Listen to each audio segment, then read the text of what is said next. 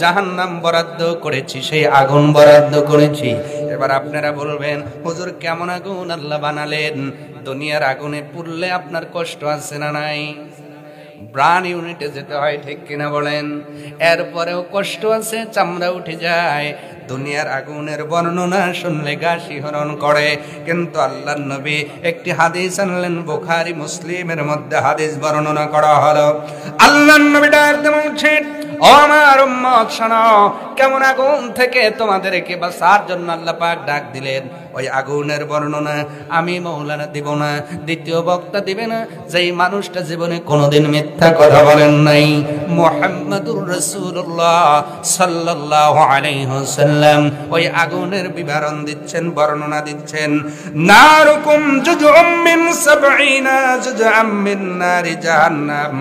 আল্লাহ নবী ডাক দিয়ে বলছেন, পৃথিবীর মানুষ শোনো, আল্লাহ পাক দুনিয়ার আগুনের চাইতেও 70 গুণ তেজি আগুন জাহান্নামে বানিয়ে রেখেছে। কয় গুণ? এটা কি আমার কথা? কার কথা? বলেছেন নবী মুহাম্মাদুর। আল্লাহ নবী ডাক দিয়ে বলছেন, দুনিয়ার আগুনের চেয়ে 70 গুণ তেজি আগুন আল্লাহ জাহান্নামের মধ্যে বানালেন। আপনার সাহাবীরা বললেন, কিলা ইয়া রাসূলুল্লাহ, ওগো আল্লাহর রাসূল, ইন কানাত লা কাফিয়া, দুনিয়ার আগুনই তো যথেষ্ট ছিল শাস্তি দেওয়ার জন্য, কারণ দুনিয়ার আগুনেই পড়লে মানুষ বাঁচে না, দুনিয়ার আগুনেই পড়লে মানুষ ঝলসে যায়। আমরা বারে বারে দুর্ঘটনা দেখেছি, শর্ট সার্কিটের কারণে, আগুন লাগার কারণে অনেক মানুষ যদি বের হতে না পারে, তারা পুঁটি মাছের মতো ভাজা ভাজা হয়ে যায়। সাহাবীরা বললেন, ইয়া রাসূলুল্লাহ, 70 গুণ তেজ বাড়ানোর কি দরকার ছিল? দুনিয়ার আগুন ইয়া রাসূলুল্লাহ ইন কানাত লিকাফিয়া, দুনিয়ার আগুনই তো এটা যথেষ্ট ছিল শাস্তি দানের জন্য। আল্লাহ পাক কেন জাহান্নামের আগুন কি 70 গুণ তেজি বানালেন? আল্লাহর নবী ডাক দিয়ে বললেন, ও আমার সাহাবীরা শোনো, দুনিয়ার আগুনকে আরো 69 ভাগ করা হয়েছে। দুনিয়ার আগুন হলো 1 ভাগ, আর ওই হলো 69 ভাগ, এই হলো 70 ভাগ। আল্লাহর নবী ডাক দিয়ে বলেন, এক একটা ভাগ এক একটা ভাগের চেয়ে উত্তপ্ত। বলেন নাউজুবিল্লাহ। 70টা ধাপ আগুনের, চিন্তা করেন, একটু কল্পনায় আনেন, কয়টা ধাপ?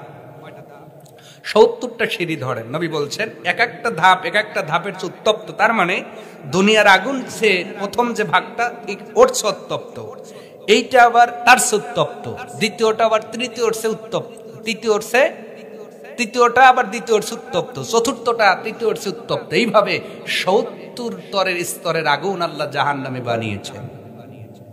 আল্লাহর নবী বলছেন, সাহাবীরা রে, প্রত্যেকটা আগুনের অংশ, সেই আগুন, উপরের আগুন থেকে আল্লাহর কাছে পানা চায় দিনের মধ্যে 70 বার।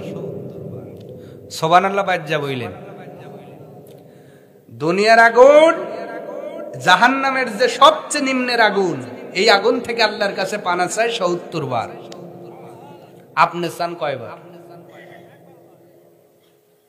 আর প্রথম যে স্তর জাহান্নামের, ওই স্তর আবার দ্বিতীয় স্তর থেকে পানা চায় আল্লাহর কাছে 70 বার।